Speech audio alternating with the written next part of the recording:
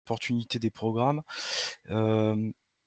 sachant que le public avec lequel vous travaillez est un public cible pour l'agence, qui cherche, dans ses orientations, dans ses stratégies de développement à atteindre l'ensemble des jeunes et notamment les jeunes ayant le moins de qualifications ou les jeunes en difficulté d'insertion, parmi d'autres priorités liées à l'inclusion. Je laisserai Pauline se présenter peut-être avant qu'on démarre. Moi-même, donc au sein de l'agence, je suis le référent inclusion et diversité. Et auparavant, j'ai travaillé en tant que conseiller d'éducation populaire et de jeunesse pendant 25 ans dans une direction régionale de l'Île-de-France, où j'ai eu l'occasion de côtoyer, de travailler avec les écosystèmes locaux de missions locales. Voilà, donc avant d'introduire un petit peu la présentation des programmes par une réflexion théorique, je laisse Pauline se présenter. Oui, bonjour tout le monde. Merci Maëva pour cette opportunité. Donc, je m'appelle Pauline Robert. Comme Ludovic, je travaille à l'agence Erasmus+ France Jeunesse et Sport, qui est, vous allez le comprendre, au sein de l'agence du service civique. Et donc, moi, je suis chargée de mission au pôle projet Erasmus+, et je m'occupe d'un certain appel à projet au sein d'Erasmus+ Jeunesse, mais j'aurai l'occasion de vous en dire plus tout à l'heure pendant la présentation. Est-ce que tu veux que je partage mon écran, Ludovic? Oui, on peut y aller, ouais.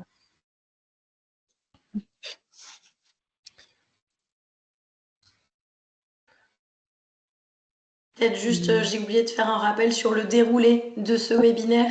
Donc, on va prendre dans un premier temps, donc il va y avoir donc Ludovic et Pauline vont faire leur présentation sur l'ensemble des dispositifs. Nous aurons la mission locale de Calais qui va nous faire part d'un témoignage aussi et d'expérience. Et ensuite, nous passerons à des questions-réponses. Donc, en attendant, si vous avez des questions, vous pouvez commencer à les poser dans le chat, mais afin qu'on puisse avoir un déroulé qui avance aussi, on répondra à toutes les questions à la fin. Je vous relaisse la main, Pauline et Ludovic. Merci Maëva. Vous voyez bien l'écran partagé? Ok. Une fois que je le mets en plein écran, je ne vous verrai plus, donc n'hésitez pas à prendre la parole si jamais il y a un bug à quelques moments que ce soit. Hop, je te laisse la parole, Ludovic. Ouais, tu peux le mettre en plein écran peut-être. Tu vois pas en... Mince. Attends.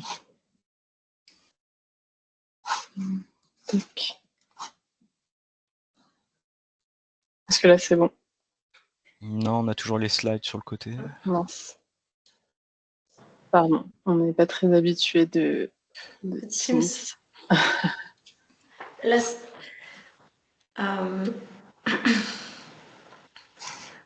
le petit onglet qui était au-dessus de ton... Oui, normalement, quand tu cliques sur diaporama, ça doit déclencher la version slide. Ouais, c'est juste que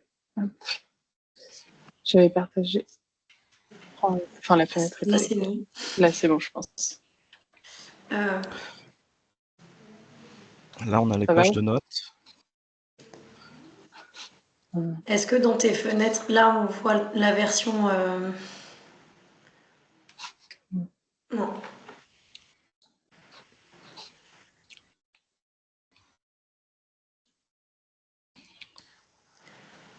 Attends, je sais pas. Sinon, remets-le comme avant et puis ça ira quand même. Hein. Oui, on voit quand même bien comme ça. Est-ce que là, c'est bon? On peut faire comme ça, Pauline. Ouais. Si vous cliquez tout en bas à droite, vous voyez, il y a un petit écran, je ne sais pas si vous voyez, en bas à droite de votre page. Il met le plein écran, normalement. Là, voilà, vous descendez encore. Descendez. Rien du tout. Moi, je le vois, mais je ne sais pas quoi vous expliquer. Il y a commentaire écrit. Il y a notre commentaire. Ouais. Tout en bas. Et le dernier icône, le 4e. Je pense que... Ouais. Bon. Non, mais vas-y, Pauline. On va se débrouiller comme ça. Alors, une petite remarque avant de vous présenter les programmes du secteur jeunesse, hein, c'est un petit rappel pour tout le monde parce que Erasmus, tu peux aller sur la slide suivante, Pauline. Erasmus, ce sont 6 secteurs éducatifs, donc ça c'est important de le rappeler à tout le monde. Le programme Erasmus couvre à la fois, couvre des mobilités principalement, mais dans le champ de l'enseignement scolaire, de l'enseignement supérieur, donc les mobilités étudiantes, la formation professionnelle, l'éducation des adultes, et puis on a un secteur jeunesse et désormais jeunesse et sport, qui est géré du côté de notre agence. Donc nous représentons aujourd'hui le secteur jeunesse et sport, qui gère donc le programme Erasmus jeunesse et sport, ainsi que le programme de volontariat européen du corps européen de solidarité. Avant, il s'appelait le service volontaire européen, vous l'avez peut-être connu. Hein, mais donc c'est important que vous ayez à l'esprit que dans le programme Erasmus, on a des actions éducatives qui sont liées à la formation, à la mobilité professionnelle, à l'enseignement supérieur. Et puis on a une partie dans notre jargon qu'on appelle éducation non formelle. Aujourd'hui, on va vous parler d'éducation non formelle. Qu'est-ce que l'éducation non formelle? Alors, l'éducation non formelle, une définition très simple de mon propre cru. D'abord, nos programmes sont des programmes qui sont accessibles sans condition de qualification ou de diplôme. Ça, c'est une première chose, à la différence d'autres types de mobilité. Nos jeunes ne sont pas liés, n'ont pas l'obligation d'avoir une qualification, un diplôme pour participer à une mobilité. Ils sont libres d'y participer, donc on est hors cursus. Toutes nos actions sont basées sur le volontariat. Les jeunes ont un rôle actif dans la mise en œuvre des projets. Bon, ça, on pourrait retrouver ça du côté du secteur de l'éducation formelle. Et il n'y a pas d'évaluation descendante de leurs actions, de leurs projets. Ça ne veut pas dire pour autant que nous ne sommes pas sur des projets éducatifs. Il y a une évaluation qui est faite des projets, mais c'est une évaluation qui est faite sur la base de l'auto-évaluation des jeunes eux-mêmes par rapport à des référentiels de compétences qui sont un peu plus de l'ordre des savoir-être. C'est quelque chose que vous connaissez très bien dans les missions locales, quand on parle d'autonomie des jeunes, quand on parle d'adaptabilité, de sens des responsabilités, voilà, on est dans ce type de compétences. Alors, en quelques mots, ces programmes sont votés pour une durée de 7 ans. C'est important pour vous que vous le sachiez. Ça signifie que, à la différence de certains programmes de l'État qui évoluent d'une année à l'autre, vous avez une visibilité et vous pouvez construire une stratégie en tant que mission locale puisque vous pouvez vous projeter sur une durée de 7 ans. Donc là, le programme actuel va jusqu'en 2027. On est en 2025, donc il reste 3 ans entiers. Il est voté pour 7 ans, on est à la moitié. Les actions qu'on va vous présenter aujourd'hui peuvent être des actions à dimension collective, avec des mobilités de groupe. Elles peuvent être des actions individuelles, avec des mobilités de volontariat individuel. Il peut s'agir également d'actions en faveur de la participation des jeunes à la vie locale et à la vie démocratique. Et puis, nous vous parlons également des mobilités pour les professionnels. Voilà, donc on a un ensemble d'outillages qui peuvent être utilisés à bon escient et complémentaires les uns des autres, puisque vous pouvez aussi, avec ces opportunités, ces actions Erasmus, construire des parcours pour les jeunes au service de leur insertion. Avant d'aller plus loin dans la présentation, nous souhaiterions faire un petit tour de table, enfin c'est pas un tour de table, c'est un sondage, pour voir parmi vous quelles sont les structures qui ont déjà réalisé un projet Erasmus ou un projet de volontariat européen. Donc je parle bien de projets d'éducation non formelle, hein, pas de stage, pas de stage professionnel. est-ce que parmi vous, certains ont déjà réalisé des actions de ce type-là? Donc si vous pouviez répondre au sondage qu'on vous propose en ligne, et puis on le commente en direct. Hein, il faut vous connecter sur le QR code.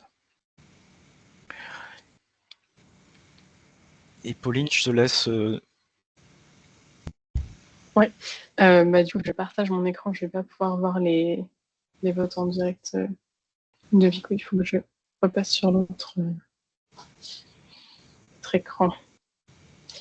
Hop, mais il faut simplement donc effectivement scanner le QR code et il y a une petite suite de 4 questions qui va nous aider à un petit peu savoir votre niveau de connaissance, comme le disait Ludovic, sur les programmes et peut-être mieux cibler aussi notre présentation et pour la suite peut-être vous diriger ou vous rediriger vers les informations qui sont le plus pertinentes vis-à-vis de votre niveau de connaissance. Oui, je peux le remettre dans le chat. C'était pour. Je vois que ça fonctionne bien, je vois les réponses arriver au fur et à mesure. Donc... Oui, ben, mets-le.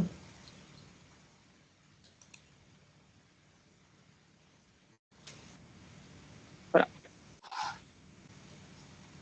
Donc, pour faire le commentaire général, la première question est: votre mission locale a-t-elle déjà participé à des projets Erasmus+, jeunesse et sport? Pour le moment, 9 personnes ont répondu oui, 11 ont répondu non et 5 ne savent pas. 12 personnes ont répondu non maintenant. La deuxième question, donc vous pouvez répondre aux 4 d'affilée. Votre mission locale a-t-elle déjà participé à des projets de corps européen de solidarité, donc le programme qui met en œuvre le volontariat européen, qui s'appelait auparavant le service volontaire européen? La majorité l'emporte sur le non, 18 personnes, 5 personnes, enfin 5 structures donc répondent oui et 6 ne savent pas. La troisième question est: si oui, la mission locale était-elle partenaire du projet ou bien le portait-elle directement? Donc, a-t-elle déposé une demande de subvention? Et donc, pour la majorité, c'est non à 12 personnes et ne sait pas pour 11 personnes. 6 personnes renseignent avoir été directement le porteur de projet. Et la dernière question est: votre mission locale se projette-t-elle à court terme dans une action Erasmus+ jeunesse ou corps européen de solidarité? Et là, c'est assez mitigé. 8 personnes ont répondu oui, 8 personnes ont répondu non, et 14 personnes pour le moment sont indécises. Donc, on espère que cette présentation pourra vous aider à y voir plus clair. Et merci beaucoup d'avoir pris le temps de répondre à ces questions. Ça nous aide pour notre reporting et pour la suite aussi, pour vous accompagner au mieux dans ces programmes. Peut-être qu'on laisse encore une petite minute avant de passer à la suite.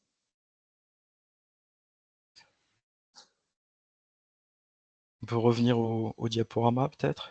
Ouais. Vous voyez pas, là, vous le voyez ou pas, le diaporama? Oui. Ok. Si tu peux revenir sur la slide agence. Ouais. Tu le vois en plein écran? Là, on est sur On est sur le QR code. Ok. Alors, en tout cas, merci beaucoup pour ces infos parce que ça nous permet de voir qu'on a un groupe équilibré finalement devant nous avec des personnes qui ont déjà mené des projets. À la fois en tant que partenaire, mais aussi en tant que porteur. 6 structures ont porté des projets. Donc ça fait un groupe très intéressant avec des questions qui pourraient être à la fois techniques pour ceux d'entre vous qui souhaitent déposer des dossiers. On aura des éléments d'information si vous le souhaitez. Et puis on a aussi pas mal de personnes qui démarrent. Donc ce que je souhaitais avant de laisser Pauline vous présenter les programmes, c'est revenir aussi sur des enjeux et des questionnements, une mise en perspective et des questionnements qui intéressent les missions locales. Pourquoi une mission locale s'engagerait dans des programmes Erasmus jeunesse?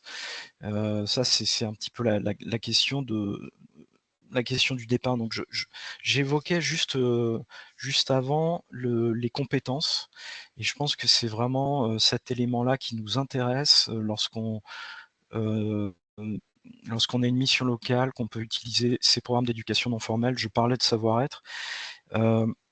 Les programmes sur lesquels vous pourrez vous engager ne sont pas directement considérés comme des sorties positives dans la comptabilisation que font les institutions du travail des missions locales. Donc ça peut être un frein pour vous, mais néanmoins, elles contribuent vraiment à faciliter des parcours de remobilisation ou des parcours d'insertion ou des parcours éducatifs ou des parcours personnels pour les jeunes. Donc c'est un petit peu une pierre à l'édifice.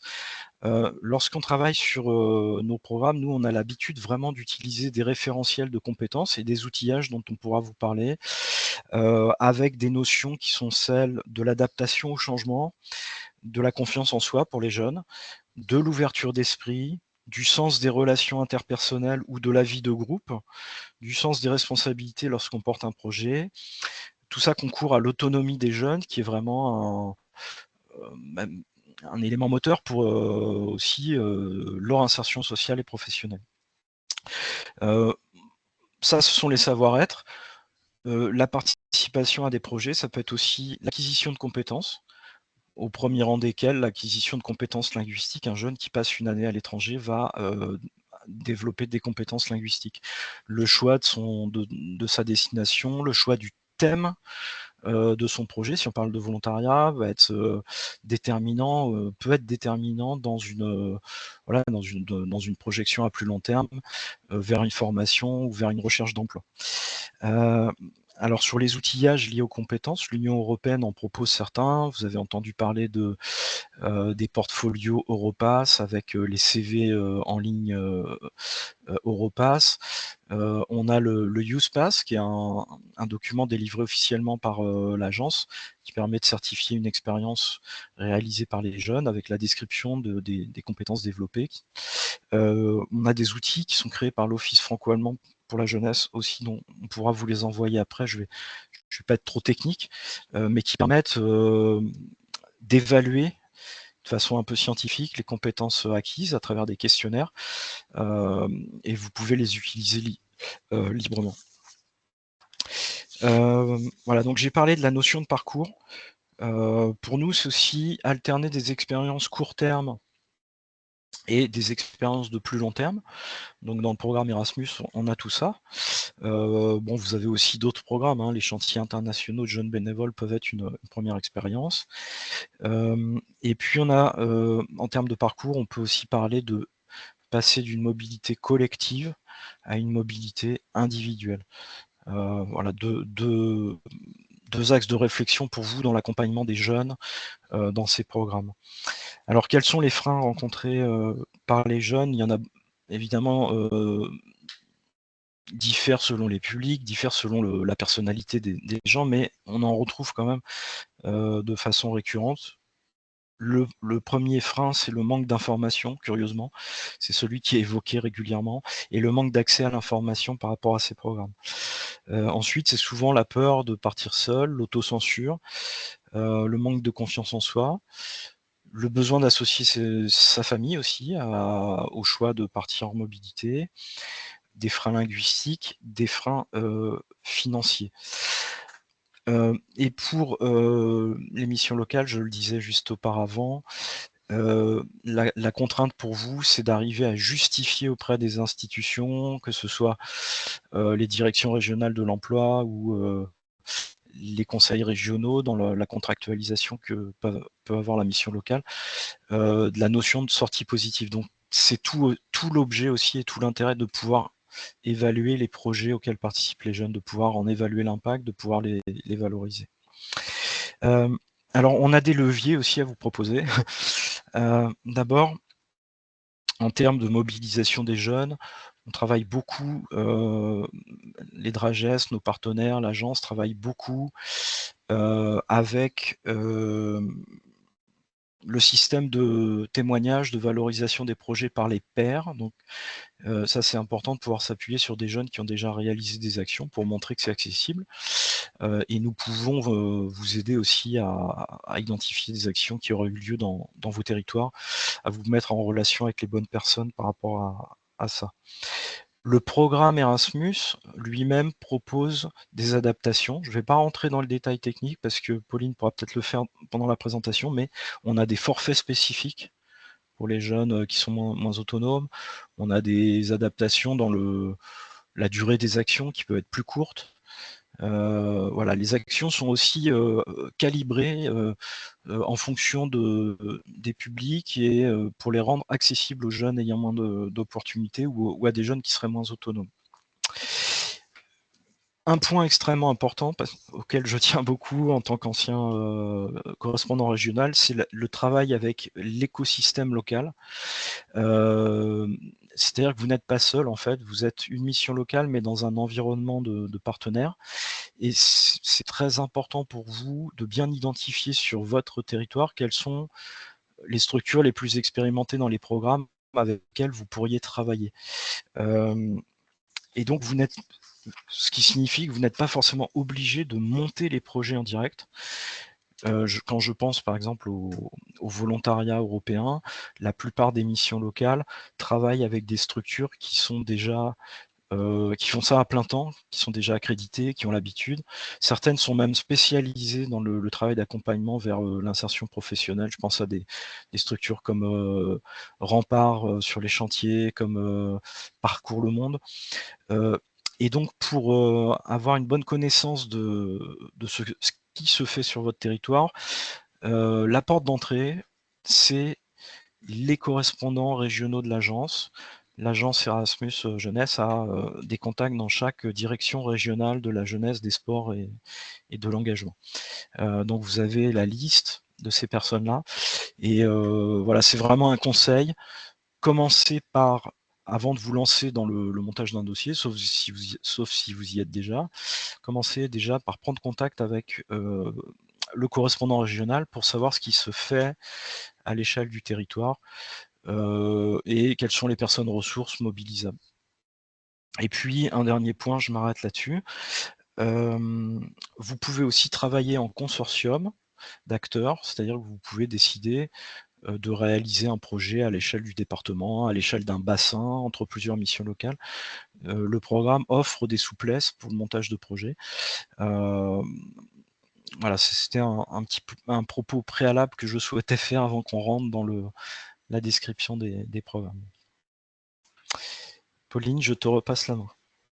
Merci beaucoup. Est-ce que vous pouvez me confirmer que maintenant vous voyez le diaporama en plein écran? Super. Désolée pour ce petit bug technique. Merci beaucoup Ludovic pour ce propos introductif.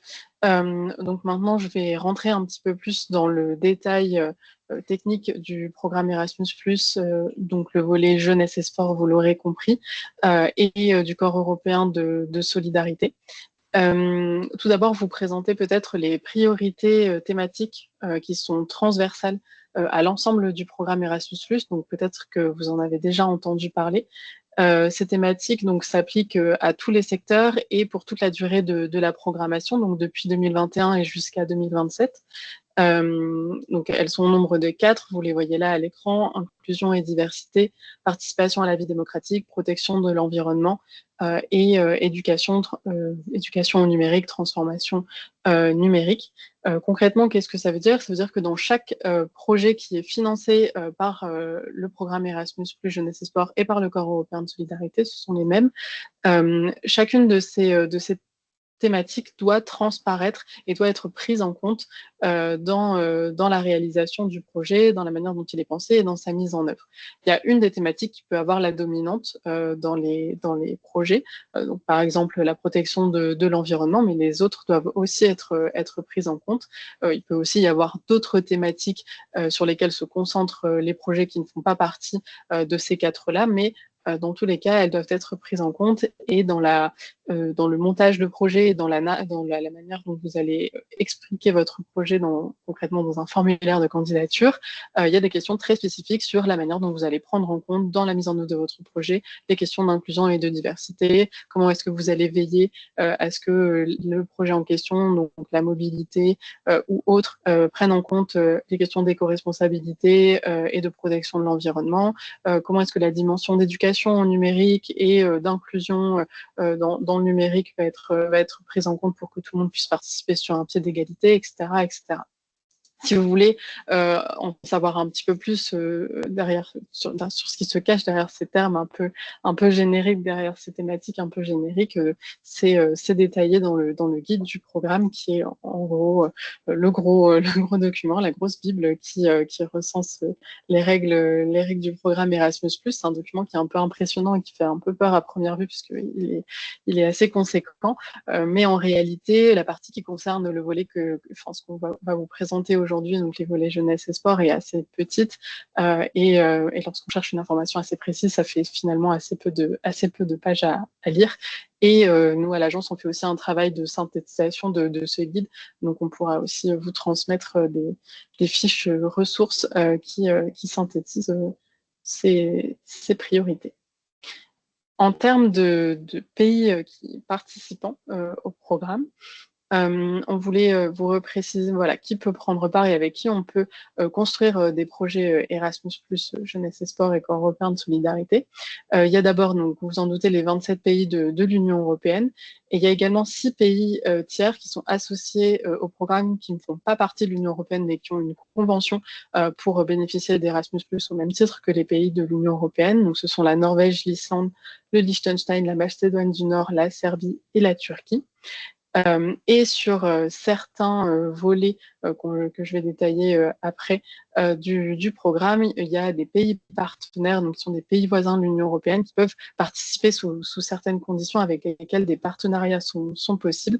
Il s'agit donc, là c'est écrit la zone Euromed, donc ce sont les pays du pourtour méditerranéen, le Maghreb et les pays du Proche-Orient, les pays des Balkans et l'Europe de l'Est, le Caucase, sont également des partenaires envisageables. Qui peut participer maintenant en France et donc déposer une demande de subvention, déposer un projet. Donc les organisations éligibles sont en fait toute organisation publique ou privée dès lors qu'elle est établie en France et qu'elle œuvre dans le domaine de l'éducation, de la formation, de la jeunesse, du sport, tous les autres secteurs socio-économiques qui mettent en place des activités transversales dans ces domaines. Donc les associations de loi 1901 sont éligibles, les collectivités territoriales, les services déconcentrés de l'État également, les établissements scolaires qui ont une entité juridique propre, et à condition que les projets se réalisent en dehors du cursus d'éducation formelle. Vous l'aurez compris, ici on parle d'éducation non formelle, donc ça se déroule en dehors des temps scolaires, mais les établissements peuvent également porter des projets. C'est le cas, notamment sur le volontariat européen. Les entreprises de l'économie sociale et solidaire sont également éligibles, donc les missions locales le sont aussi.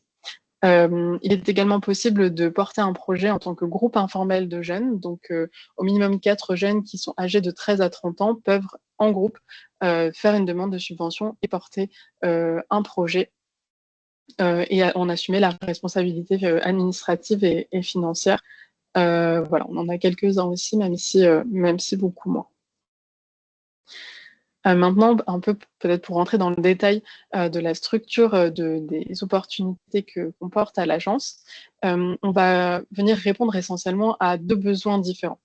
Le premier, c'est celui d'acquérir des compétences grâce à une mobilité qui est individuelle ou collective.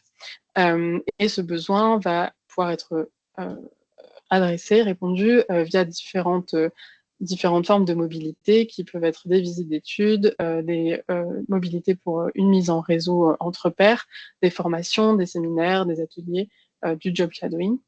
Donc ce besoin-là va être traité par ce qu'on appelle l'action clé 1, qui rend possible, donc à l'intérieur de laquelle il y a plusieurs opportunités de mobilité qui s'adressent à différents publics.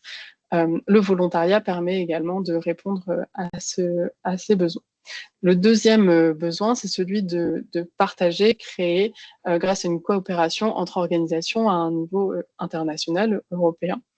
Cette coopération, elle peut se faire via le partage de bonnes pratiques, l'élaboration d'outils, de modules, de formations, l'organisation de conférences, la mise en œuvre de collecte de données et de data, de cartographie par exemple.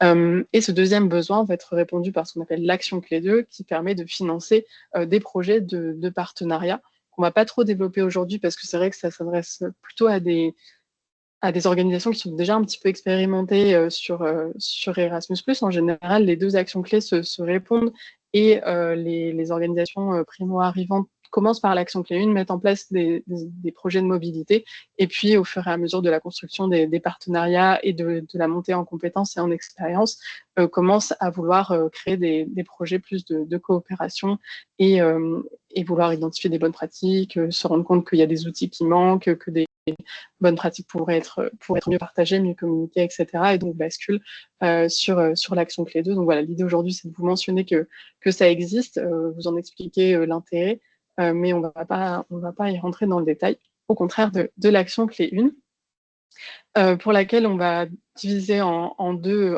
grandes parties, les projets de mobilité et d'engagement qui s'adressent aux jeunes, et ensuite les projets de mobilité qui s'adressent plutôt aux professionnels. Dans les projets de mobilité qui s'adressent aux jeunes, il y a trois grands appels à projets, trois grands dispositifs qui sont portés par l'agence. Je vais détailler les trois et vous donner des exemples pour chacun de ces appels à projets, des exemples de projets qui ont été financés, qui ont été mis en œuvre par des missions locales.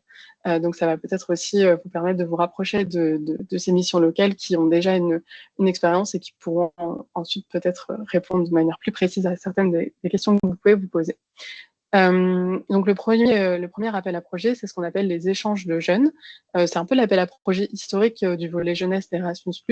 C'est tout simplement au minimum 2 groupes de jeunes de au moins 2 pays différents qui se rencontrent dans un des 2 pays pour une courte durée, donc une durée qui peut aller de 5 à 21 jours, dans l'objectif de vivre une expérience interculturelle, de vivre en collectivité et surtout, via l'éducation non formelle, d'avoir des apprentissages sur une thématique dédiée, sur un sujet dédié, qui peut être lié aux thématiques transversales, donc inclusion, transformation numérique, participation des jeunes à la vie démocratique ou lutte contre le changement climatique, mais ça peut être aussi d'autres sujets via des ateliers, des exercices, des débats, des jeux de rôle, des activités en plein air, etc. Tout ce qui relève de l'éducation non formelle.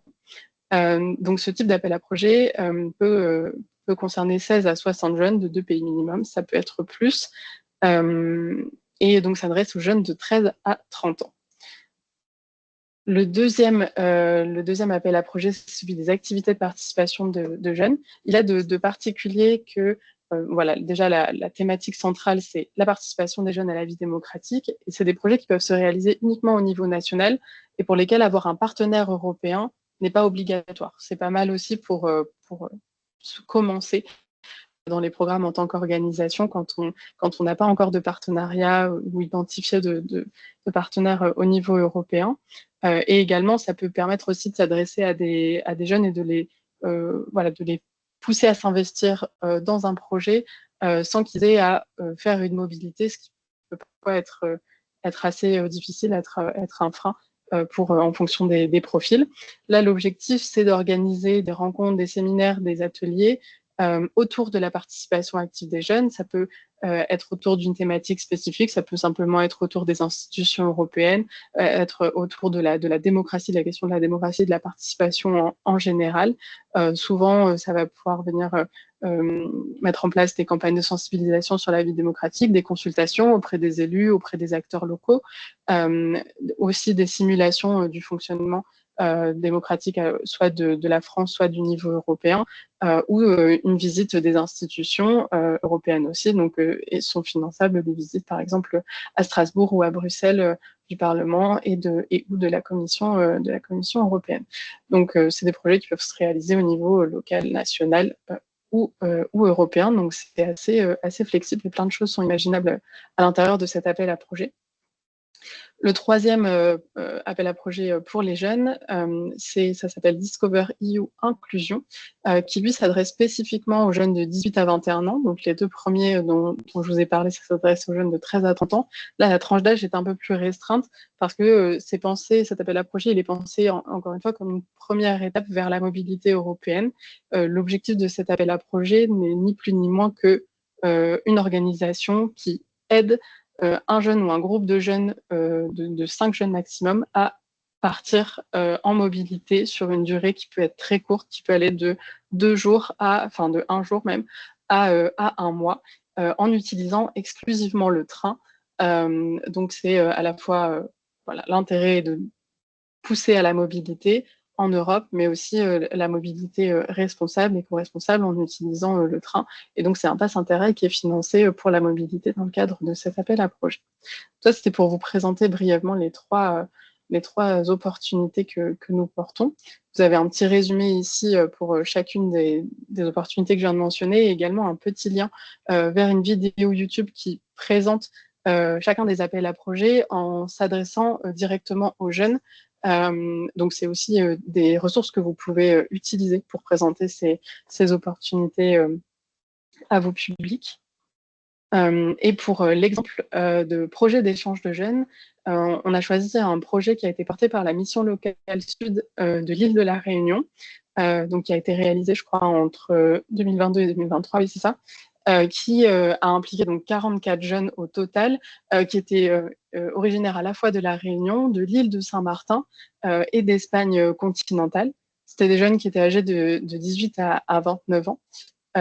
Et la thématique de ce projet de mobilité, c'était l'inclusion des jeunes avec moins d'opportunités, donc des jeunes qui rencontrent des freins à la mobilité, qui peuvent être socio-économiques, géographiques, de santé également. Donc, la genèse du projet, c'était de se rendre compte que les publics qu'ils accompagnaient rencontraient des caractéristiques communes, un manque de confiance en soi, une perception assez négative de la mobilité internationale, mais un désir d'apprendre, d'entreprendre. Et voilà, ils se sont rendus compte que la mobilité pouvait être un levier pour lever justement ces caractéristiques communes et les faire évoluer. Et donc, les objectifs de ce projet étaient de permettre aux jeunes de développer des compétences en termes de savoir-être et de savoir-faire, de promouvoir la participation et l'engagement et la citoyenneté en Europe, de favoriser le dialogue interculturel, l'inclusion sociale, la solidarité et de s'ouvrir au multilinguisme et à l'apprentissage des langues, donc entre les jeunes qui parlaient français et ceux qui parlaient espagnol. Donc les 3 partenaires ont chacun accueilli une mobilité entre 2022 et 2023. Donc le groupe s'est revu donc à 3 reprises pour travailler sur ces questions. Et nous, ça leur a permis de vivre une expérience de mobilité qui s'est étalée dans le temps, de construire petit à petit une relation de confiance, d'être de plus en plus à l'aise avec la question de la mobilité, et puis aussi de promouvoir, que chacun puisse, chacun son tour, promouvoir sa culture locale, et permettre ainsi d'ouvrir un petit peu chaque personne à l'interculturalité et à la citoyenneté européenne. Pour les projets de participation des jeunes, comme pour les échanges de jeunes, vous avez le même format, un petit résumé et le lien vers la vidéo YouTube de présentation. Et concernant l'exemple, on a un projet qui a été porté par plusieurs missions locales en Occitanie. Donc c'est un peu le projet le bon projet à vous présenter pour illustrer cet appel à projet de participation des jeunes. Donc c'est la mission locale de Haute-Garonne qui l'a porté en partenariat avec le conseil départemental et les missions locales de Thau, Montpellier et Toulouse. Ce projet, il a impliqué au total 50 jeunes de chacun de ces territoires sur le renforcement des compétences personnelles, sociales, civiques et numériques. Encore une fois, des jeunes qui ont moins d'opportunités, donc qui rencontrent des freins géographiques, socio-économiques ou de santé, dans l'objectif de devenir des citoyens européens actifs. Donc, il y a eu plusieurs rencontres sur le territoire de ces différents groupes de jeunes pour qu'ils puissent formuler des propositions sur des thèmes qui les touchent, toujours dans cet objectif autour des compétences que j'ai citées juste avant. Et donc, l'idée, c'était de permettre aux jeunes de développer des compétences en termes de communication, d'esprit critique, de collaboration, de rencontrer aussi des acteurs professionnels qui œuvrent avec la jeunesse sur leur territoire, de créer une boîte à outils pour accompagner la participation des jeunes. Donc, vous voyez, pour les jeunes, par les jeunes, ils ont vraiment été acteurs de ces projets. C'est en général le cas. Les jeunes sont au centre des projets dans les appels dans les projets que nous finançons. Mais je trouve que sur les projets de participation des jeunes, c'est d'autant plus le cas. En termes d'impact, l'idée était d'influencer les politiques pour la jeunesse au niveau local en formulant des recommandations, donc notamment, vous l'aurez compris, auprès du conseil départemental de la Haute-Garonne. Donc, il y a aussi un lien un peu privilégié qui a pu se créer entre les jeunes et les décideurs, et ce qui a permis de les remettre un peu au centre de la décision et de comprendre aussi comment ces décisions étaient prises en leur faveur et quel acteur s'occupait de quelles questions, etc. Donc, à la fois monter en compétence sur la citoyenneté et puis construire, avoir l'opportunité de faire remonter ces questions et ces idées.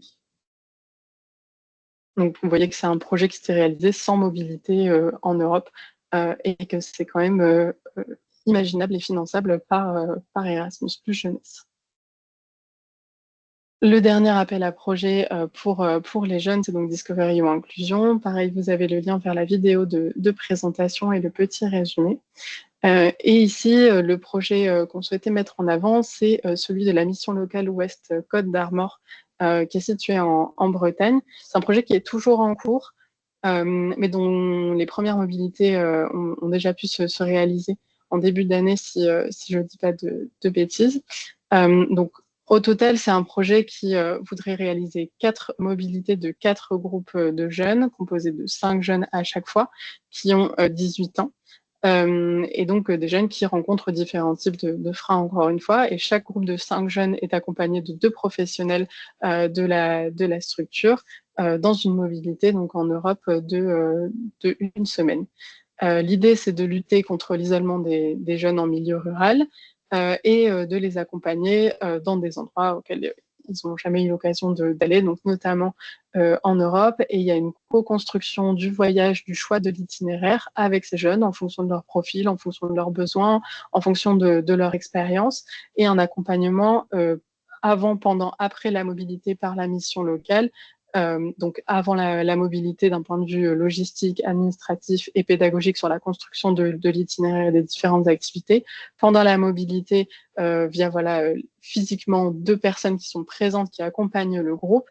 Et après la mobilité, via un soutien sur la valorisation des compétences, la reconnaissance des acquis et peut-être aussi un aiguillage vers d'autres opportunités. Donc, si vous vous souvenez de ce que j'ai dit tout à l'heure, ces mobilités-là, dans le cadre de Discovery ou Inclusion, se réalisent essentiellement en train. Donc, c'est un itinéraire qui se fait depuis la Bretagne et à travers l'Europe en plusieurs étapes et toujours en train. Donc, il y a différentes grandes thématiques qui ont quand même été proposées, qui sont proposées par la mission locale et à l'intérieur desquelles les jeunes peuvent venir piocher et puis y mettre aussi la compréhension qu'ils le souhaitent. Donc, ces thématiques sont sport et bien-être, architecture, art, design, numérique, communication, la citoyenneté et le développement durable. Donc, ça pose un cadre et puis à l'intérieur de ce cadre, les jeunes ont l'opportunité de venir faire des propositions et y mettre ce qu'ils souhaitent tout en étant accompagnés. Donc ça permet vraiment à la fois d'être dans une démarche de co-construction, d'être proactif pour les jeunes dans le cadre du projet, mais aussi à la mission locale de tout de même poser un cadre. Et ce cadre, il peut être plus ou moins rigide en fonction du profil des jeunes et du besoin d'accompagnement dont ils font preuve. Ludovic, peut-être que je te laisse la main sur la présentation du volontariat européen que tu as plus pratiqué que moi.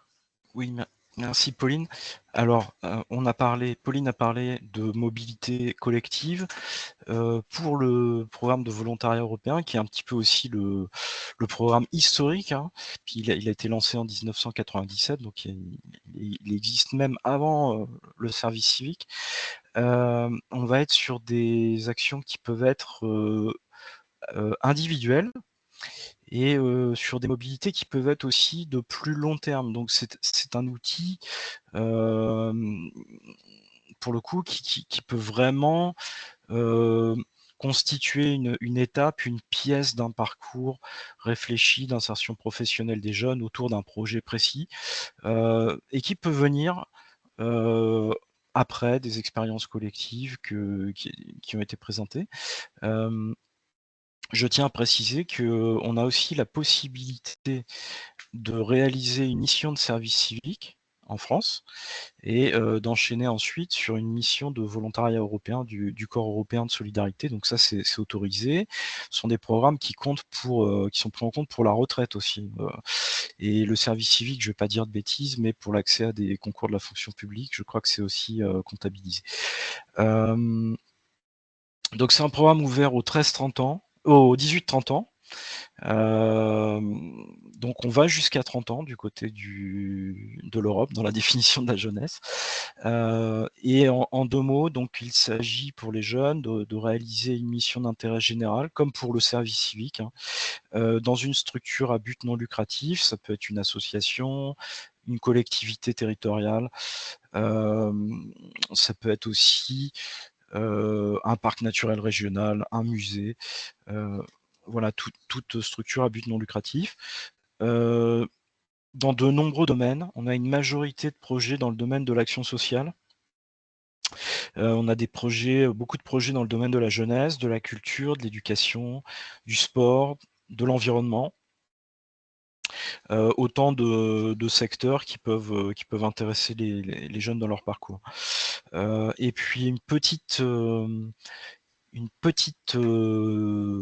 précision, nuance.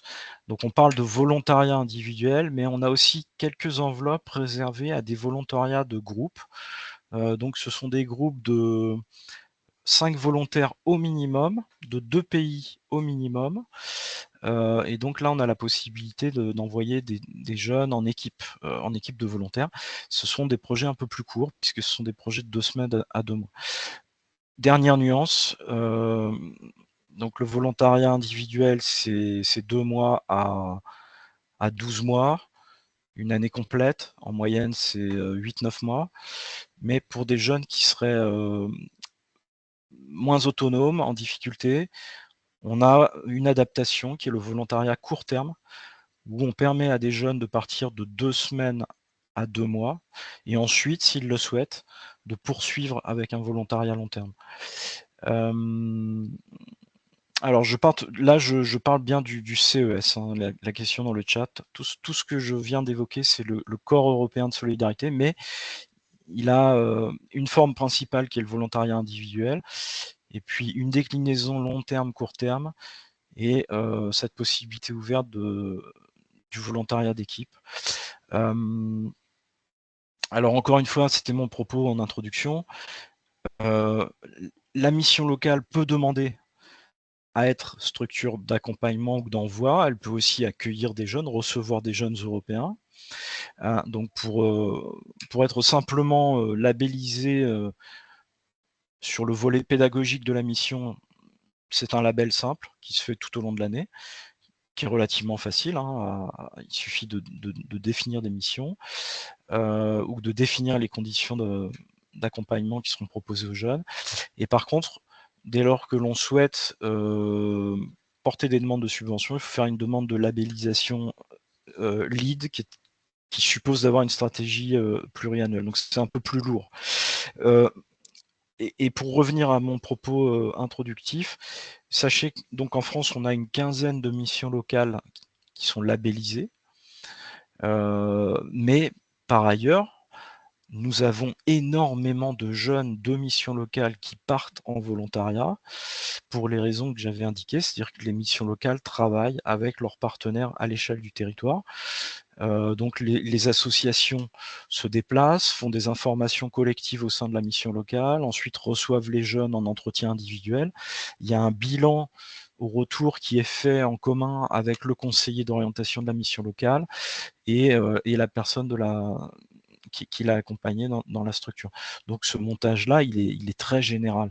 Lorsque j'étais en Île-de-France, c'était l'immense majorité et nous envoyions environ 27% des jeunes en volontariat CES étaient des jeunes de mission locale.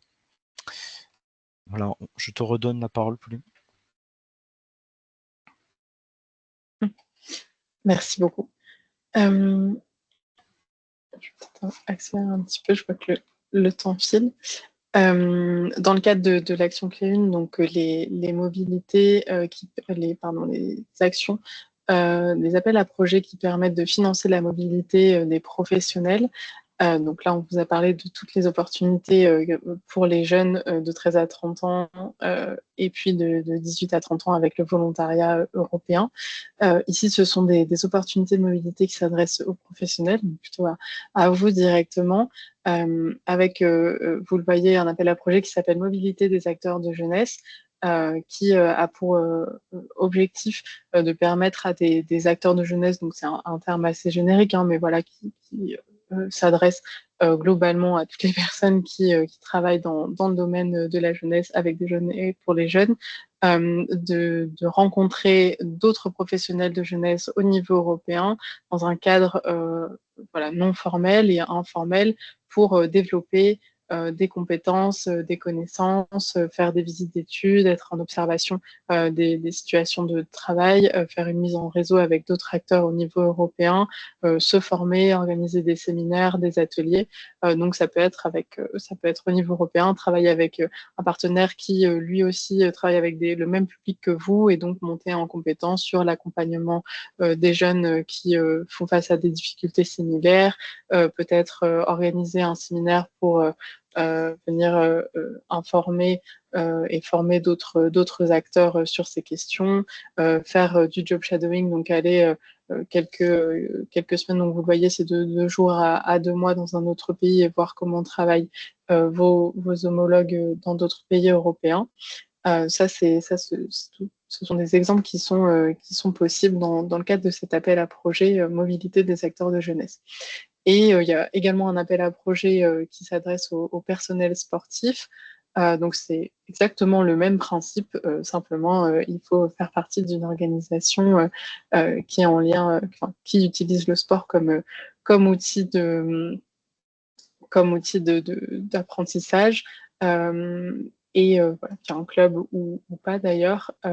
Et donc là aussi, ce sont des mobilités de 2 jours à 2 mois, donc à chaque fois des mobilités sortant donc, de la France vers un pays partenaire. Donc ces 2 appels à projets, vous l'aurez compris, ne comportent pas de limite d'âge et demandent d'avoir au moins un partenaire européen.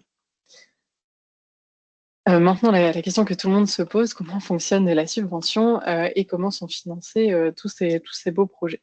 Il y a un financement principal qui est fait par le biais de forfaits, qui permet de couvrir la gestion administrative et financière du projet, les déplacements avec des forfaits kilométriques, et il y a un forfait kilométrique qui est un petit peu plus généreux si, dans le cadre des projets, vous utilisez des moyens de transport donc on appelle verts, donc en gros tout sauf l'avion. L'hébergement et la restauration sont également couverts par ces forfaits. Il y a aussi, en fonction des appels à projets, la possibilité d'organiser des visites préparatoires. Donc, par exemple, dans le cadre des échanges de jeunes, si voilà, c'est un projet qui est porté par votre mission locale et que vous prévoyez, j'invente en juillet une rencontre entre un groupe de Français et un groupe d'Espagnols et d'Autrichiens, vous pouvez 3 mois avant vous rencontrer en Autriche avec vos homologues organisateurs, coordinateurs pour préparer cet échange de jeunes qui aura lieu quelques mois plus tard, et c'est également couvert par la subvention. Il y a également un forfait qui est spécifique pour soutenir l'inclusion des personnes avec moins d'opportunités, donc c'est-à-dire financer l'accompagnement supplémentaire, les heures passées en plus à accompagner des jeunes avec des besoins particuliers.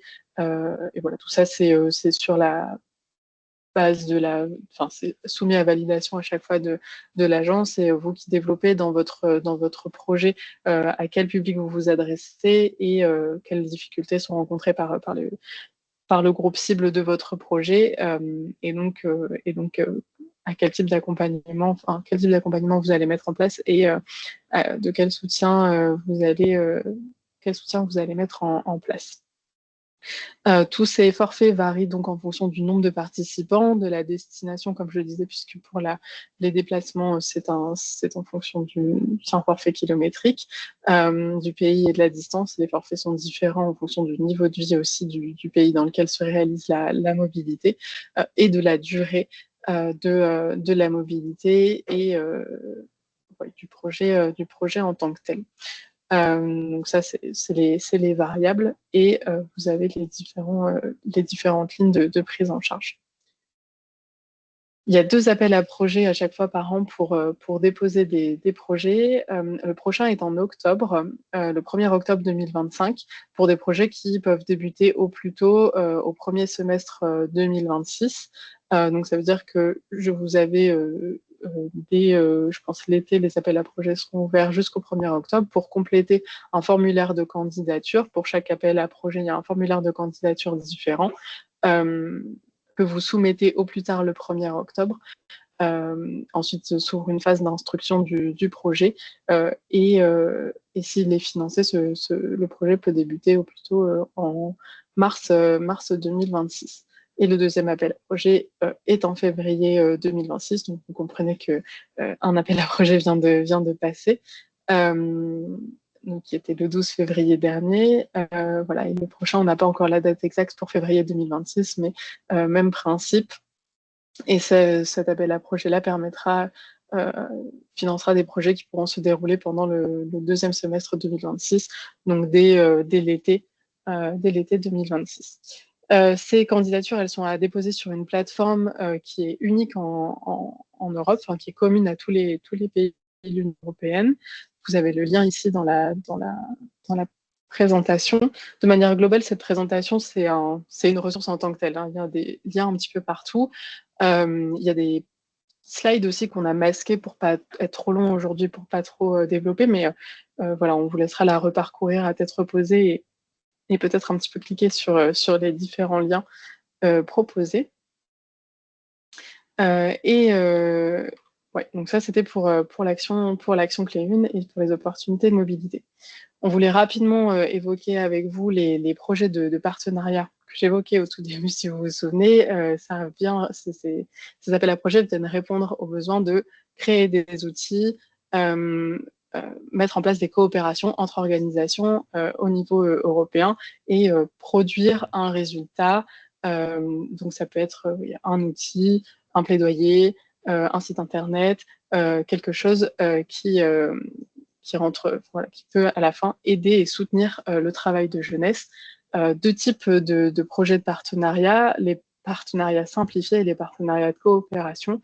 En gros, les objectifs se rapprochent quand même. La différence, c'est le financement et c'est la lourdeur du projet. Donc les partenariats simplifiés permettent de se lancer dans cette logique de partenariat et de coopération, dans l'objectif de soutenir l'inclusion des groupes des jeunes ayant moins d'opportunités, d'apporter la dimension européenne au niveau local. Donc il y a aussi un peu cet enjeu-là de reconnecter ce qui se passe au niveau européen et en termes de coopération internationale avec les enjeux très concrets du niveau local. Donc ça, c'est pour les partenariats simplifiés. Et les partenariats de coopération sont un peu plus conséquents, lourds financièrement. Et là, c'est des partenariats qui sont plus lourds parce que ça peut concerner plus de partenaires différents. Donc, si je dis pas de bêtises, au moins trois partenaires différents sont nécessaires. Alors que c'est au moins 2 partenaires sur les partenariats simplifiés. Voilà, je fais très court sur cette opportunité-là, parce que j'ai bien conscience que c'est un peu plus abstrait et c'est assez difficile à intégrer quand on est novice sur les projets Erasmus+, mais ça nous paraissait important de vous le mentionner tout de même. Et les modalités de candidature sont exactement les mêmes que celles que j'évoquais auparavant, à la différence près que l'appel à projet du début d'année est plutôt en mars habituellement qu'en février. La plateforme de dépôt est la même. Et là, on vous a mis une petite timeline pour que vous puissiez vous rendre compte des différentes temps forts dans la temporalité de dépôt d'une candidature. Donc, comme je vous le disais, après la date limite d'appel à projet, il y a une phase d'instruction de la demande qui est à la fois administrative, budgétaire et qualitative qui dure environ 3 mois. Ensuite, soit la demande est acceptée, soit elle est refusée. On vous contacte pour vous lire. Et puis, si elle est acceptée, il y a une période de conventionnement qui s'ouvre. Vous recevez un préfinancement qui est à hauteur de 80% de la subvention qui vous a été accordée pour mettre en œuvre le projet. Donc ensuite, le projet se réalise avec différentes activités au sein d'un même projet. C'est possible donc de déposer un projet pour plusieurs mobilités. Donc si on reste sur les exemples de mobilité des jeunes, c'est possible de déposer une demande de subvention et via une seule demande de subvention, un seul projet accepté, réaliser plusieurs mobilités à l'intérieur de ce projet, avec évidemment un fil rouge, une cohérence pédagogique entre ces différentes mobilités, mais ce n'est pas un projet, une mobilité. Donc voilà, la phase de réalisation du projet qui est plus ou moins longue en fonction de ce que vous avez déterminé et de l'appel à projet auquel vous répondez. En général, c'est entre 3 et 24 mois. Donc dans lequel il y a différentes phases, la préparation, la réalisation des activités, des activités, la valorisation de chaque activité et du projet dans sa globalité, et puis l'évaluation de celui-ci. À la fin du projet, un rapport final vous est demandé, donc c'est un formulaire à remplir pour expliquer ce qui a été mis en œuvre par rapport à ce qui avait été prévu initialement. Le rapport est instruit et l'instruction du rapport débloque les 20% restants de la subvention qui vous a été accordée. Voilà, ce fonctionnement, il est commun à tous les appels à projets dont on a parlé aujourd'hui. Ce découpage de la subvention en 80-20, c'est un peu la forme classique de la subvention, du découpage de la subvention. Ça peut prendre d'autres formes en fonction de la capacité financière de votre structure. Il peut y avoir un découpage un petit peu plus important. Mais voilà, en général, ça se présente sous cette forme-là. Et maintenant, des ressources. Et on arrive au bout de cette présentation. Tenez-vous. On vous a mis plein de liens ici, à la fois pour s'informer et se former. Donc, le plus important, c'est peut-être de consulter le guide du programme que j'évoquais tout à l'heure. Si ce n'est pas encore digeste pour vous, on a préparé des fiches qui présentent les appels à projets 2025, donc qui synthétisent un petit peu le guide du programme. Vous les retrouverez sur notre site internet. Il existe également une base de données des projets financés qui est commun, c'est une base de données qui est commune à toute l'Europe, mais il y a une barre de recherche dans laquelle vous pouvez taper des mots-clés directement en français ou en anglais et tomber du coup sur des projets français, financés par des organisations françaises, mis en place par des organisations françaises ou européennes en fonction. Mais ça permet de s'inspirer, de voir un petit peu le champ des possibles, de regarder un petit peu aussi quelles sont les organisations qui y sont investies. Ça peut être un moyen pour trouver des partenaires. Par exemple, si vous avez envie de mettre en place un projet sur une thématique particulière ou avec un groupe cible particulier, par exemple sur le thème de l'employabilité ou de la pauvreté ou du décrochage scolaire, et que vous tapez ces mots-clés dans la barre de recherche, vous allez trouver les projets qui ont été financés qui traitent de ces thématiques-là. Ça permet de mentionner aussi les organisations qui y ont pris part et peut-être ensuite un moyen pour vous de vous rapprocher d'elles et d'entrer en contact pour éventuellement construire un premier partenariat. On a également remis les liens vers les plateformes de dépôt et puis vers les différentes plateformes de l'Union européenne pour pouvoir déposer un projet. Donc, il faut d'abord se créer un code OID. Voilà, vraiment, on est dans le très technique, mais c'est en gros le petit code qui va venir identifier votre organisation et qui va vous permettre de déposer des projets. Et une autre ressource très importante, c'est la plateforme Salto Youth. Donc Salto, c'est un centre de ressources et c'est surtout la page qui recense toutes les formations qui sont mises en place, notamment par les agences nationales Erasmus+. Donc il y a une ou plusieurs agences nationales Erasmus+, dans tous les pays qui prennent part au programme et on met tout en place des formations sur différents sujets à destination de différents acteurs. Et vous pouvez y candidater pour pouvoir vous former. Et en général, tout est pris en charge, les transports, l'hébergement, etc. sur place. Donc, on vous laissera explorer cette petite mine d'or. Et pour trouver un partenaire, donc voilà, comme je disais, la base de données des projets financés, c'est vraiment un bon outil. Peut-être aussi vous rapprocher du comité de jumelage de la collectivité dont vous faites partie. C'est souvent un bon moyen pour réactiver les jumelages. Et il y a également un outil qui s'appelle Partner Finding Tool, sur lequel, voilà, qui est mis en place au niveau européen pour trouver des partenaires. Petite vigilance cependant sur l'utilisation de cet outil. Il n'y a pas de contrôle qui est opéré par la Commission européenne sur la fiabilité des acteurs qui se positionnent sur cette plateforme. Donc, il se peut qu'il y ait des acteurs plus ou moins fiables. Donc, voilà, toujours un petit peu de vigilance. Et on vous a mis l'adresse générique pour nous contacter, erasmus+@service-civique.gouv.fr. Si voilà, tout ce qui a été dit jusqu'à maintenant vous parle, que vous avez envie d'en savoir plus, que vous avez des questions, c'est la porte d'entrée principale. Et puis ensuite, vous serez redirigé vers le bon interlocuteur par mes collègues. On pourra aussi vous transmettre les adresses nominatives. On a une répartition régionale entre chargés de mission et en fonction des appels à projets aussi. Donc, il y a des personnes qui s'occupent de l'action clé 1, d'autres de l'action clé 2, et à chaque fois un découpage régional pour chacune des actions. C'est aussi une donnée qu'on pourra vous transmettre. Et il y a également la liste des référents régionaux qui a été présentée au tout début de cette présentation par Ludovic, qui reste aussi une très bonne porte d'entrée pour savoir ce qui se fait sur votre territoire en termes de projets européens. Voilà pour la présentation, et je crois qu'on passe au témoignage. Merci beaucoup Pauline et Ludovic, c'était vraiment très très riche et je pense en tout cas, je pense qu'on va tous s'accorder sur ça. Effectivement, on va être obligé d'être assez rapide pour la suite puisqu'on a jusqu'à 15h30. Donc, on passe un peu en mode TGV.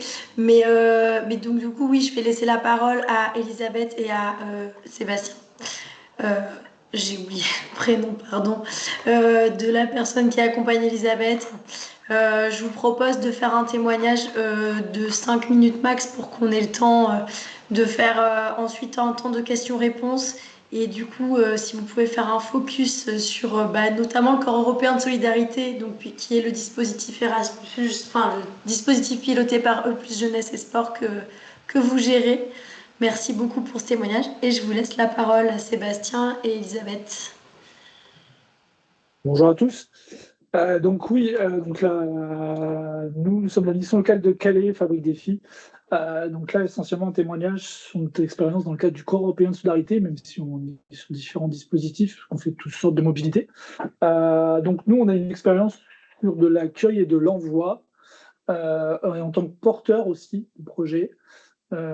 Et dans le cadre de consortium aussi, parce qu'on a monté des projets dans le cadre de consortium de différentes missions locales pour assurer la faisabilité de différents projets. Ça aussi, c'est important, vu la force de notre réseau, et pas forcément au niveau régional seulement, ça peut être un peu plus en local.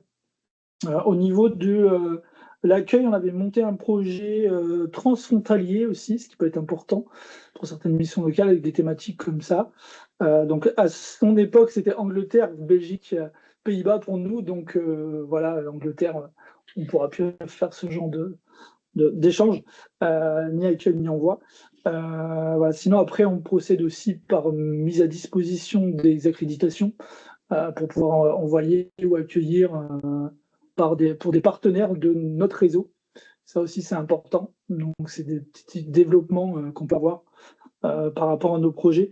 Après, on est aussi à disposition pour échanger sur des coordonnées pour nos partenaires aussi, parce que c'est très important en termes de réseau d'échanger avec des partenaires à l'étranger quand on commence, pour pouvoir cibler des partenaires efficaces sur une thématique. Ça, c'est très important. On a parlé de Outlaws ou des réseaux comme ça, mais il y a aussi le portail du Corps européen de solidarité pour voir les opportunités disponibles, pour voir les différentes missions, mais aussi faire des recherches par secteur pour trouver des partenaires qui ont déjà des projets dans les thématiques dans lesquelles on a un projet en cours ou qu'on voudrait élaborer. Donc ça, c'est très important d'échanger entre les partenaires. Donc voilà un petit peu la présentation. Je peux faire rapide, hein, du coup. Oui, oui. Non, mais tu peux, si tu souhaites développer sur un sujet en particulier, tu peux. On peut prendre quand même encore 3 minutes.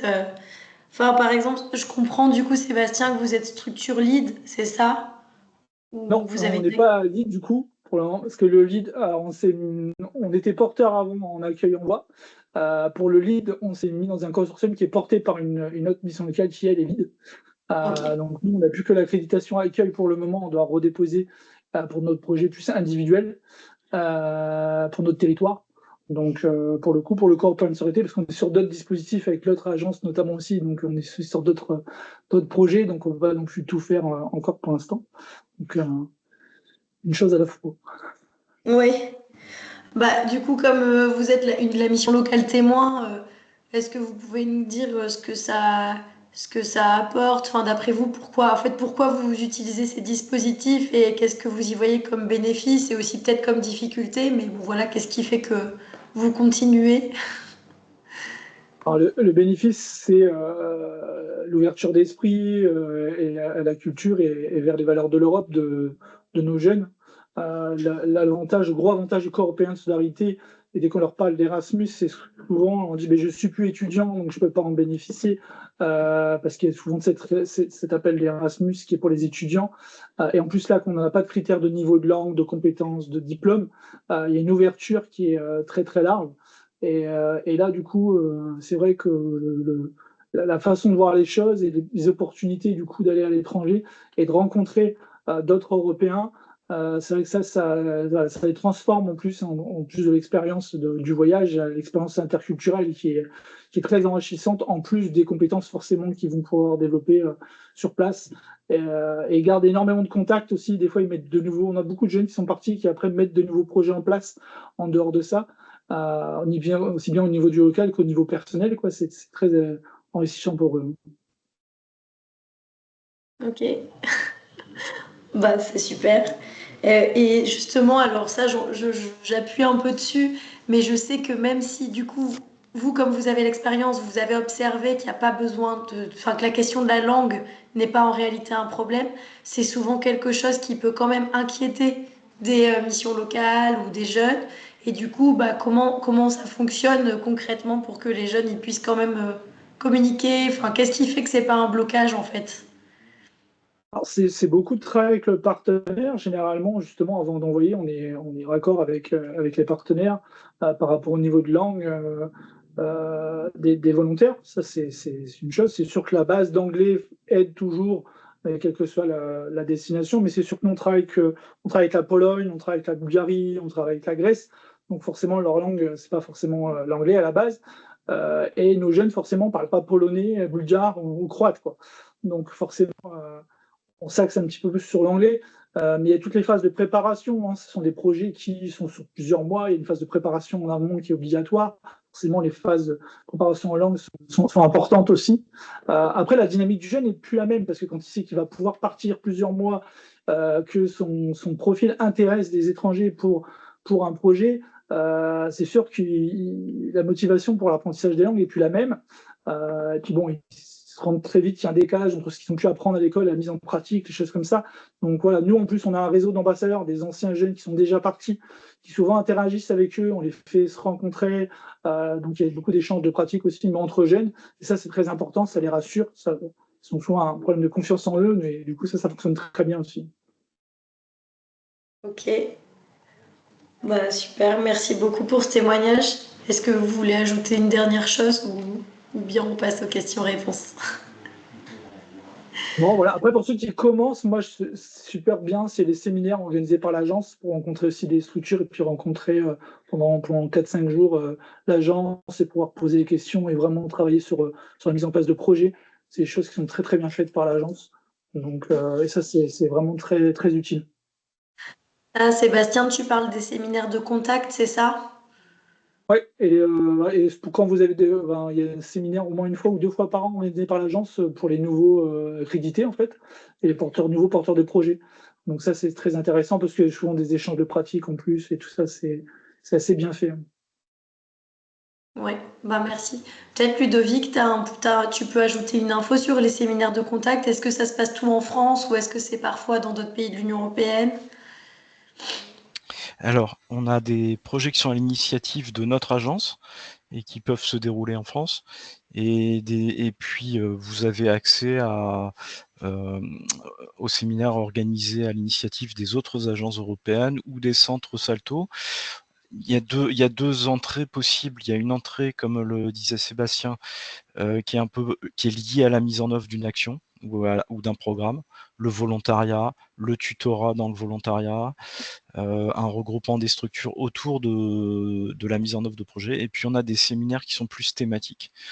Donc là, on va travailler sur la question de la lutte contre les discriminations, on va travailler sur la question du handicap, etc. etc. Moi, je dirais que dans notre offre de formation, l'Union nationale des missions locales pourra constituer un relais central, un relais essentiel. Hein, donc, on vous a donné les contacts, mais dès lors qu'on identifie des actions intéressantes, on les enverra à Maëva pour qu'elle les redistribue dans le réseau. Je pense que c'est pas mal aussi de fonctionner comme ça. Oui, effectivement, on a pu observer que ça avait fonctionné à des moments. Oui, Sébastien. Un autre élément important, on n'a pas parlé des développeurs Erasmus aussi, on a plusieurs membres développeurs Erasmus qui sont là, notamment pour les structures qui n'ont jamais déposé ou qui sont en recherche de beaucoup d'informations avant de monter un projet ou déjà une demande d'accréditation. Pas hésiter à contacter des membres du réseau qui sont développeurs Erasmus et qui sont là pour ça aussi. Ouais, super. Bah, merci beaucoup, Sébastien. Il nous reste 11 minutes. Alors, je vous propose de lancer les questions-réponses.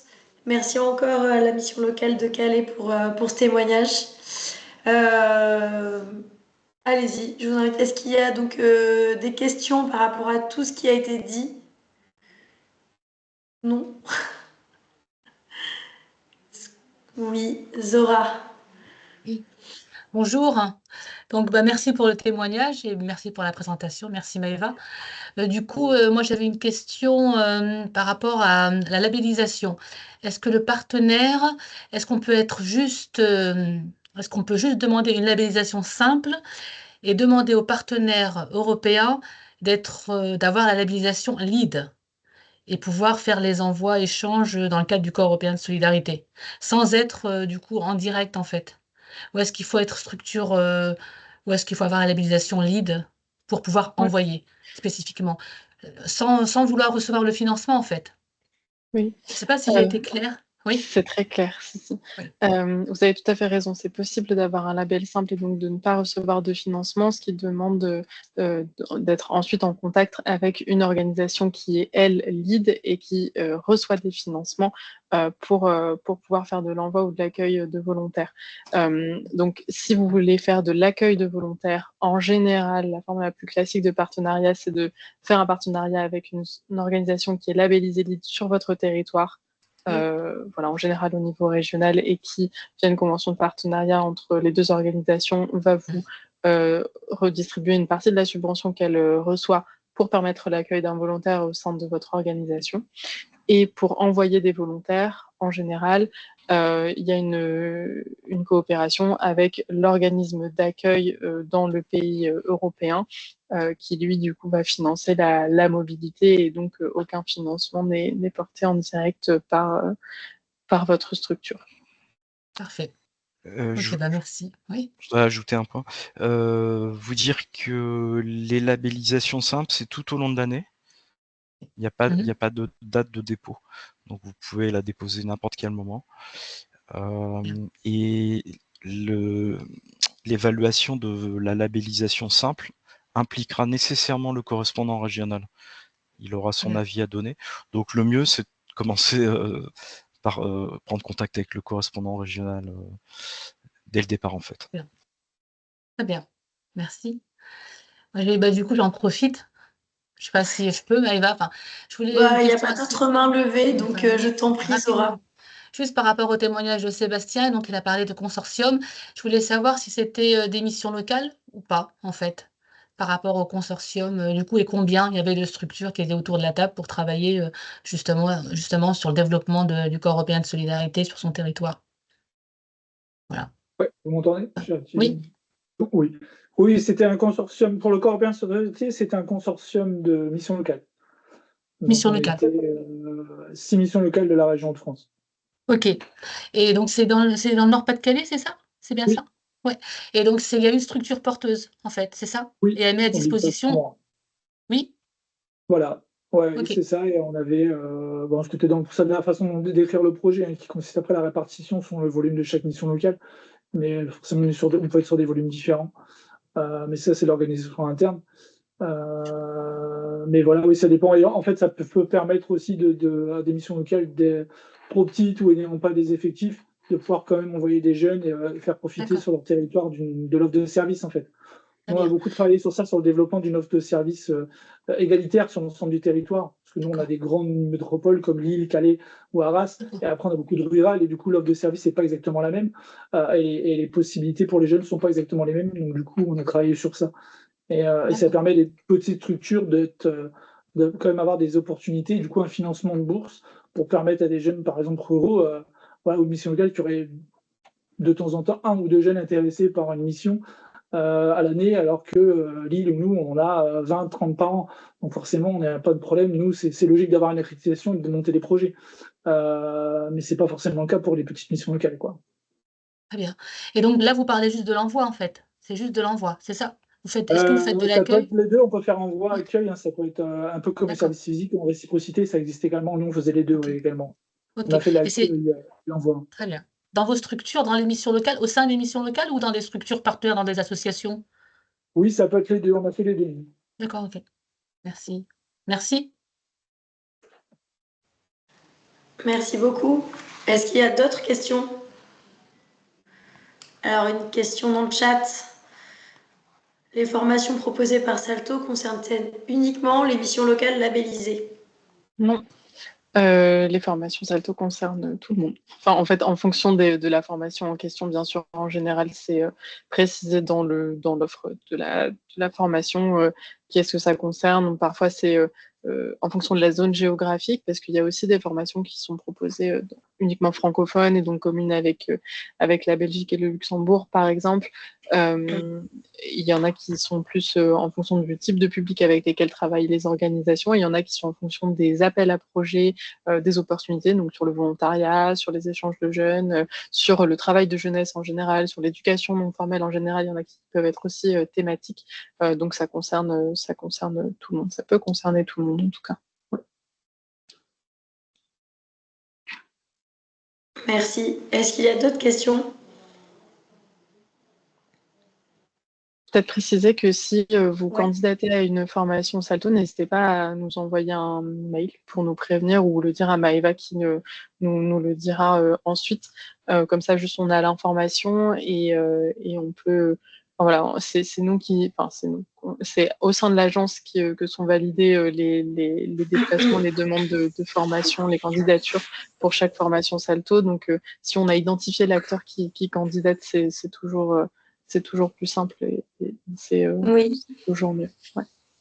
Oui, oui, je plus sois, Pauline. Effectivement, n'hésitez pas, de manière générale aussi, à me faire remonter l'info parce que je suis désolée, vraiment, c'est difficile de vous parler aujourd'hui. Mais comme vous l'avez compris, on est sur aussi pour retrouver les structures qui participent. On est sur voilà, des plateformes qui sont très larges, qui sont européennes et donc Aussi, le fait que vous me signaliez, ça peut permettre d'identifier quelles missions locales parmi vous sont actives et typiquement, comme le proposait aussi Sébastien, d'être en capacité de vous mettre en lien entre vous pour que vous puissiez prendre de l'info et vous faire du partage de pratiques et aussi éventuellement de vous réorienter, on va dire, plus rapidement vers les agents d'Erasmus plus jeunesse et sport si besoin d'un soutien spécifique. Donc n'hésitez pas. Je confirme aussi ce que disait Sébastien sur la partie consortium. C'est vrai que la plupart du temps, pour que ça perdure dans le temps, c'est vrai que c'est pas mal de fonctionner en consortium. Donc n'hésitez pas aussi, si vous voulez vous lancer, à réfléchir à cela en créant des consortiums sur votre territoire, par exemple. Ça peut être très utile. Oui, Zora? Moi, je suis désolée, j'en profite du coup. Il y avait enfin, vous n'avez pas évoqué l'Institut de l'engagement. Je voulais savoir quel était le lien qui pouvait se faire avec l'agence Erasmus et l'Institut de l'engagement, parce que j'ai beaucoup de jeunes aussi, j'ai en accompagnement qui font du corps européen de solidarité ou un service civique. Et après, j'ai pas forcément l'info qui tombe. Donc, du coup, je ne sais pas quoi leur répondre en fait. Et ils n'ont pas forcément le mail de l'Institut de l'engagement. Je voulais savoir si c'est toujours d'actualité ou pas. Voilà, c'était juste. Voilà. Alors, je crois que, enfin, j'ai peut-être pas tout l'historique, mais ça n'a jamais été automatique, je pense, sur D'accord. le programme européen. C'est le cas pour le service civique, en revanche. Ok.